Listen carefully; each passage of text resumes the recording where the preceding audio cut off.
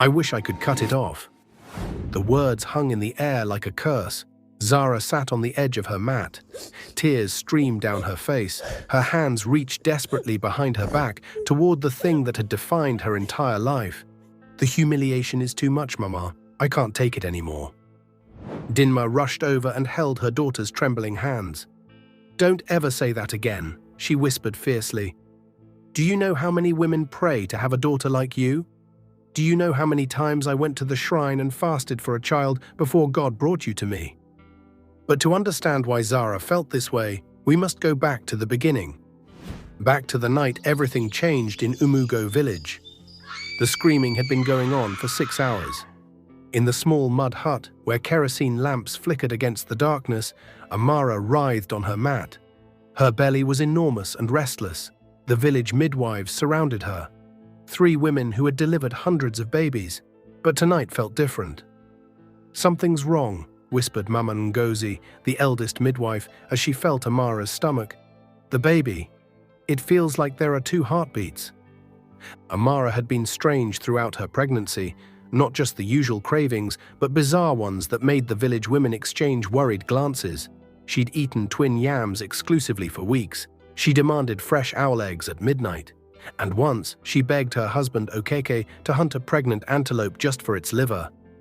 "I can feel them moving," she'd whispered to her husband just days before. 2 of them, fighting inside me. Now, as the final contractions tore through her, something was definitely coming. "Push, Amara! Push!" Mama Ngozi urged.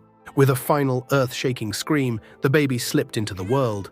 The midwives gasped with relief. A perfect little girl, healthy and strong, with bright eyes and powerful lungs that filled the hut with her cries. "She's beautiful," the youngest midwife, Adana, said as she began cleaning the baby. But as she turned the infant over to wash her back, Adana's hands froze. Her eyes widened in horror. She nearly dropped the child. "Mama Ngozi," she whispered, her voice shaking, "come and see."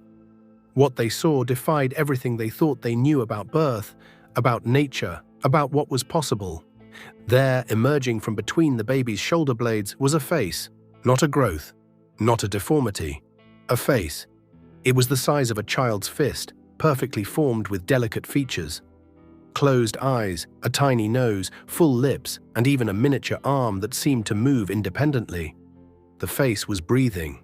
Its tiny chest rose and fell in a rhythm completely separate from the baby's own breathing. And as they watched in stunned silence, the face's eyes slowly opened.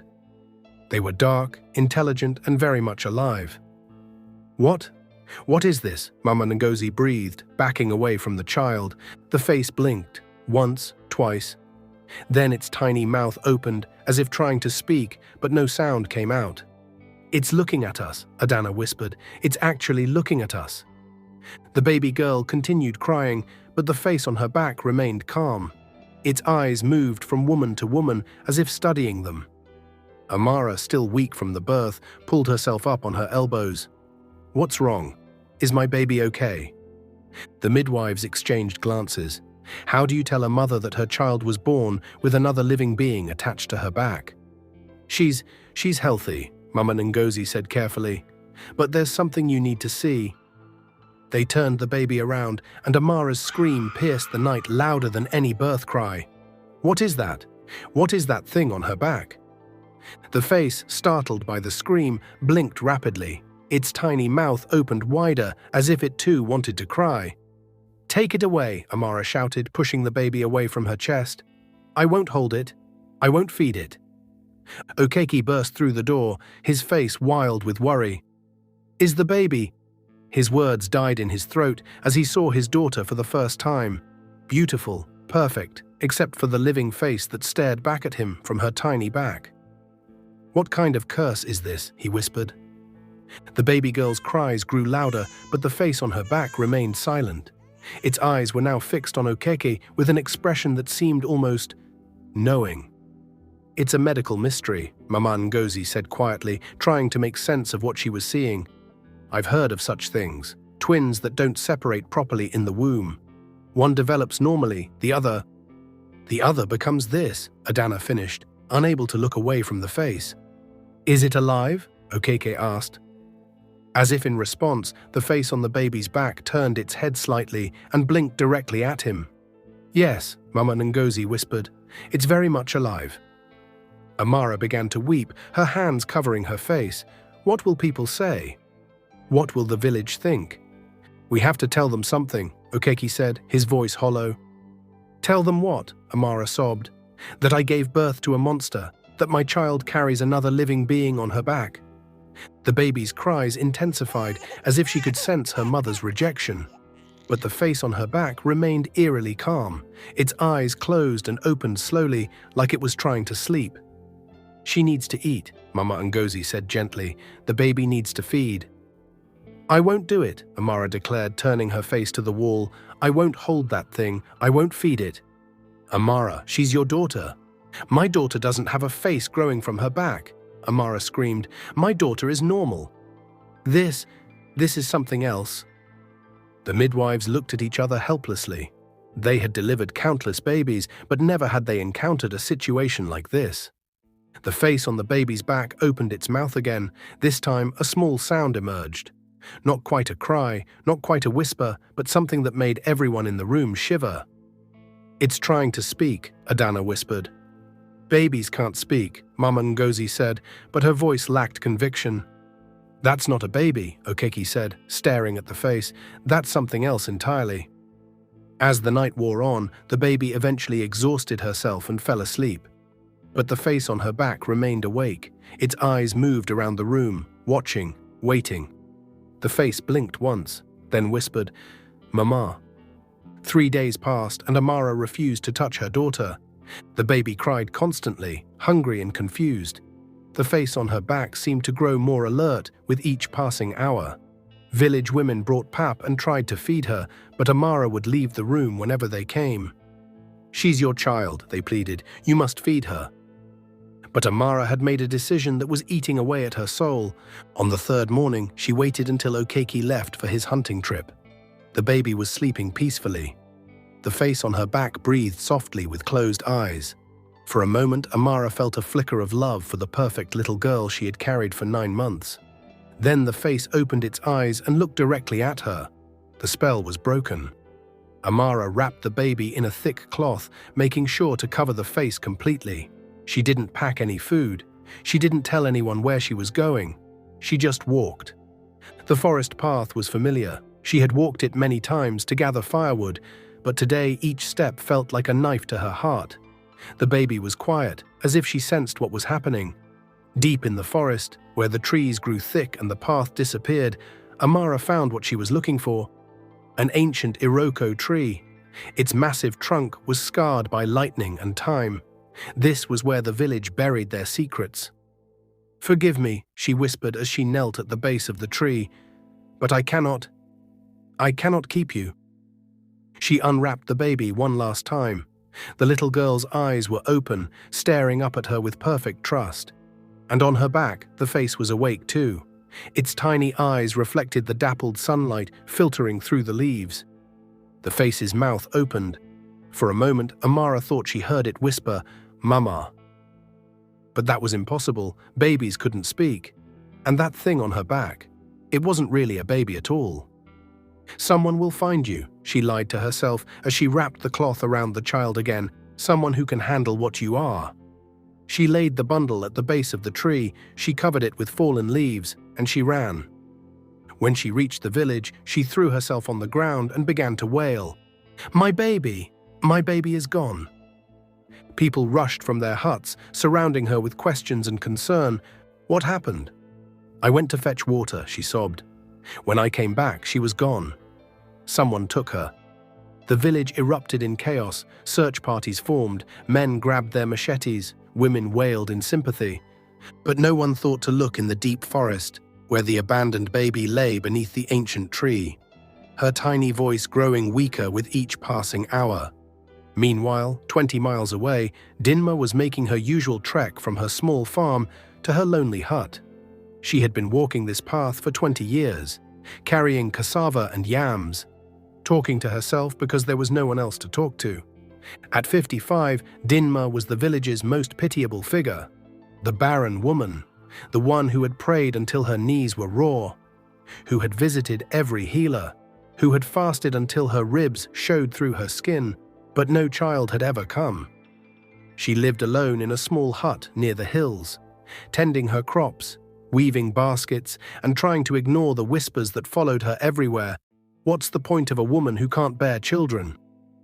But on this morning, as she balanced her sack of cassava on her head, she heard something that made her heart race. A baby's cry, weak, desperate, but unmistakably human. She dropped her sack and ran toward the sound. Her bare feet pounded against the forest floor. There, beneath the massive iroko tree, she found the bundle. When she unwrapped the cloth, she first saw the most beautiful baby she had ever laid eyes on. Perfect features, bright eyes, skin like polished bronze. Her heart soared. Then she lifted the baby to hold her properly, and she saw it. The face on the baby's back. Dinma's first instinct was to scream, to drop the child and run. But something stopped her. As she stared at the impossible sight, a living face breathing and blinking from the baby's back, she saw something in the baby's eyes, loneliness, abandonment, fear, just like her own. "Who could do this?" she whispered to the empty forest. "Who could leave you here to die?" The baby made a small sound. Incredibly, the face on her back seemed to echo it, as if both were crying together. For a moment, Dinma stood alone in the forest. Holding this impossible child, tears streamed down her weathered cheeks. She looked up at the sky through the canopy of leaves and whispered, "Is this my answer? After all these years of praying, is this what you send me?" The baby's eyes met hers. In that moment, Dinma understood something that would change both their lives forever. "I don't care what you carry," she said, pulling the baby close to her chest. "You're mine now." The baby's cries quieted.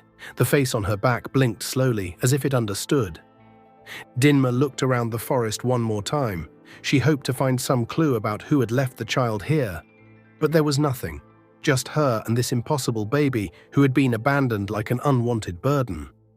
"Well," she said to the face on the baby's back, "I guess we're both unwanted, but we have each other now." As she walked home, the baby slept peacefully in her arms. For the first time in 20 years, Dinma felt complete. She had no milk, but she would make pap. She had no baby clothes, but she would tear her best wrapper. She had no name prepared, but as she looked at the child sleeping in her arms, one came to her. "Zara," she whispered, "my answer from God." But the face was still awake. Zara grew up knowing 3 things: that Dinma was her mama, that she was loved, and that she must never ever let anyone see her back. From the moment she could walk, she learned to dress differently from other children. Dinma had sewn special wrappers with thick padding that hid the face completely. Even in the sweltering heat, Zara wore layers. Her small body was always slightly hunched forward, as if carrying a heavy burden. Because she was. The face on her back had grown with her. By the time Zara was 7, it was the size of a child's head. Its features had become sharp and defined. Its eyes were large and dark, always alert, always watching.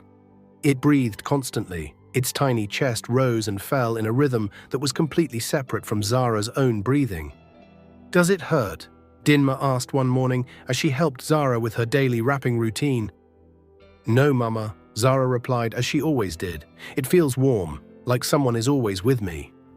But Dinma noticed how Zara slept, always on her stomach, always carefully positioned so the face wouldn't be pressed against the mat. She noticed how Zara never ran like other children, never played rough games, never went swimming in the stream. "Why can't I play with the other children?" Zara asked when she was 5. "Because you're special," Dinma replied, the same answer she always gave. "And special people have to be careful." The village had begun to whisper about the strange child Dinma had adopted. They knew she wasn't normal. No child wore that many clothes in such heat. No child walked with such careful, measured steps. "Something's wrong with that girl," they said behind their hands. "Look how she never removes her wrapper. And have you seen how she sleeps?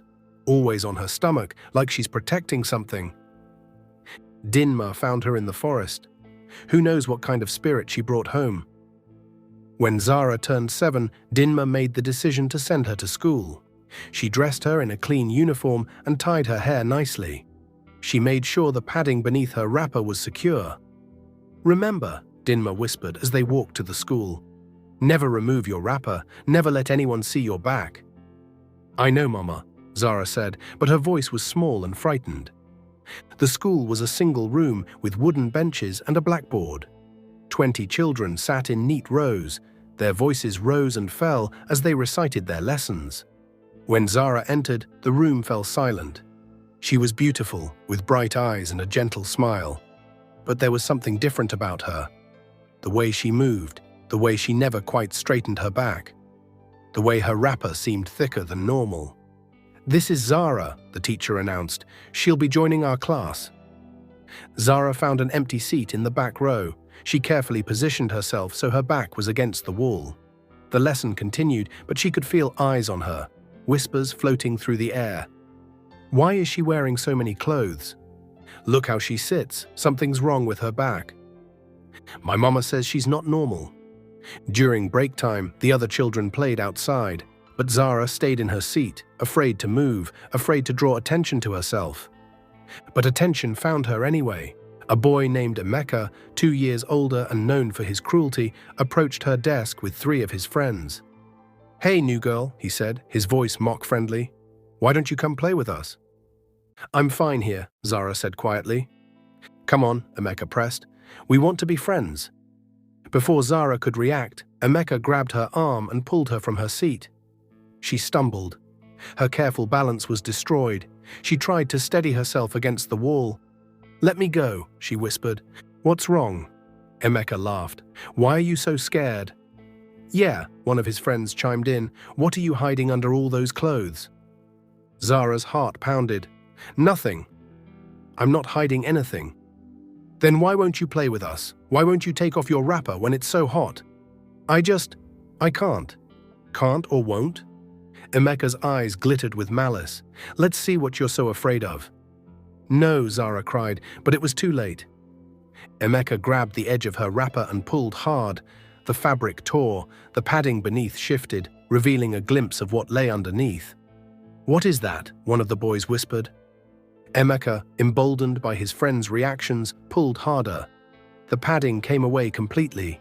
There, for everyone to see, was the face on Zara's back. It was awake. Its large eyes blinked rapidly in the sudden light. Its mouth opened in what looked like a silent scream. Its tiny arm moved as if trying to shield itself from the staring eyes. The room erupted in chaos. "Demon!" Eniye screamed, stumbling backward. "She's got a baby growing from her back," another child shouted. "It's looking at us. It's alive." The children ran screaming from the classroom. Their voices echoed through the school compound. Within minutes, teachers were running, parents were shouting, the entire school was in chaos. The teacher who had been writing on the blackboard turned around. She saw the face on Zara's back and fainted dead away. She crashed to the floor with a loud thud. Her collapse sent the remaining children into an even wilder panic. "Call the priest," someone screamed from outside. "It's a demon child," another voice cried. "The thing is moving. It's alive." Zara stood in the center of it all, her back exposed. Tears streamed down her face. She tried to cover herself with her torn wrapper, but it was too late. Everyone had seen. The headmaster arrived. He took one look at Zara, and his face went pale as chalk. "What? What is this?" he whispered. "It's a medical condition," Zara said desperately. The words Dinma had taught her.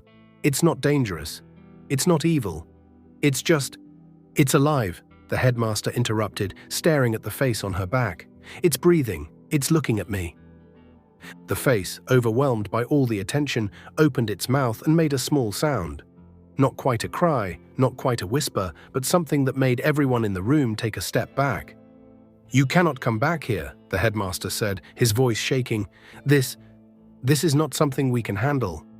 "Please," Zara whispered, "I just want to learn. I want to be normal."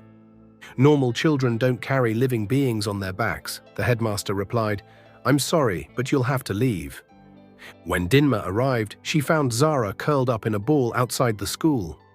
Her wrapper clutched to her chest. The face on her back clearly visible to anyone who looked. "My daughter," Dinma whispered, wrapping her arms around the child.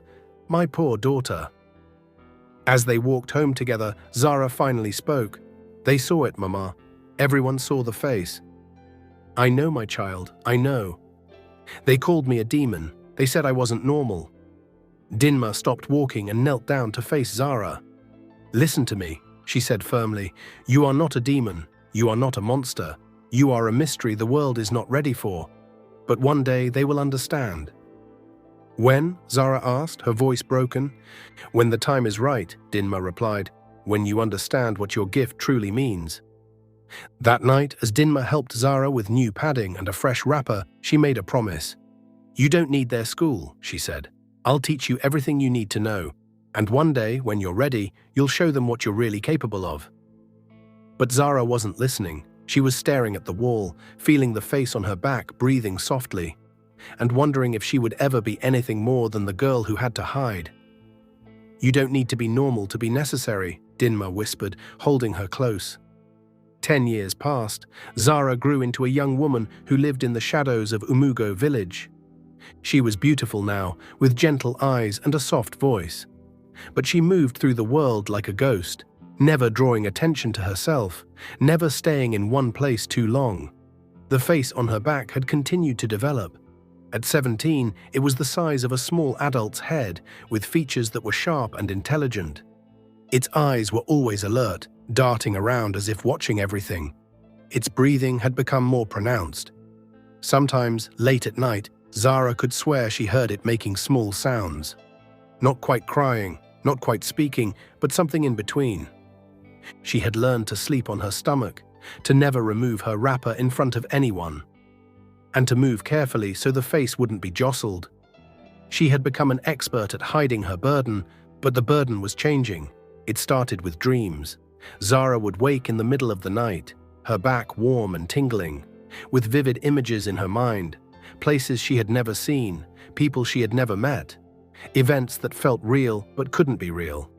Then came the emotions, waves of feeling that weren't her own, sadness, joy, fear, love, washing over her like water. And sometimes, when the village was very quiet and she was alone, she thought she could hear something. Whispers. "Mama," she said one morning as Dinma helped her with her daily wrapping. I think it's trying to tell me something." Dinma's hands stilled on the cloth. "What do you mean?" "At night, when everything is quiet, I can hear breathing, different from mine. And sometimes," she hesitated, "sometimes I think I hear words." In all the years Dinma had cared for Zara, the face had never spoken. It had breathed, blinked, even made small sounds, but never words. "What kind of words?" Dinma asked carefully. "I'm not sure. They're very soft, like someone whispering from very far away. But last night," Zara turned to look at her mother, "last night I thought I heard it say water." That week something else changed in Zara's life. Obiora, the village's most successful gold trader, began to notice her. He was everything Zara thought she could never have. Handsome, wealthy, respected. His gold chains caught the sunlight as he walked through the market. Every unmarried girl in the village followed him with their eyes. But when he looked at Zara, he didn't see her burden. He saw her kindness, her intelligence, her quiet strength. "Good morning, Zara," he would say when he passed her on the road, his smile warm and genuine. Zara would nod quickly and hurry past, her heart racing. Why was he being kind to her?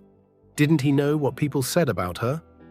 Soon, Obiora began sending gifts to Dinma's hut.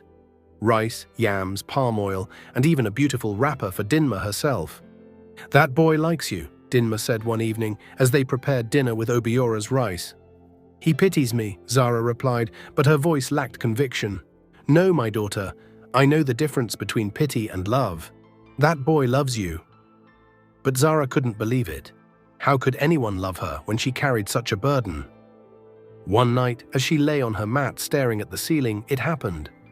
The whisper came so clearly that she sat up in shock. "Water is poisoned. People will fall sick. Dig beneath the old shrine tree." Zara looked around the dark hut, but she was alone. Dinma was sleeping peacefully in the corner. "Did you hear that?" she whispered into the darkness. Silence. She lay back down, convinced she had imagined it, but the next night it came again. Tomorrow, 3 children will fall sick, then 5 more. The stream is poisoned. Dig beneath the old shrine tree. There is clean water there. On the 3rd night, the whisper was so clear it could have been someone speaking directly into her ear. They will not believe you, but when the sickness comes, they will remember. Save them, Zara. This is why you were born. Zara couldn't stand it anymore. She woke Dinma and told her everything. It's speaking to me, Mama. The face on my back. It's warning me about something. Dinma sat up in the darkness, her eyes wide. What is it saying? That people are going to get sick. That the water is poisoned. That I need to dig beneath the old shrine tree. Dinma was quiet for a long moment. Then she said, My daughter, I have lived long enough to know that some people are born with gifts others cannot understand. If this condition is trying to tell you something, maybe we should listen. The next morning brought the first sign.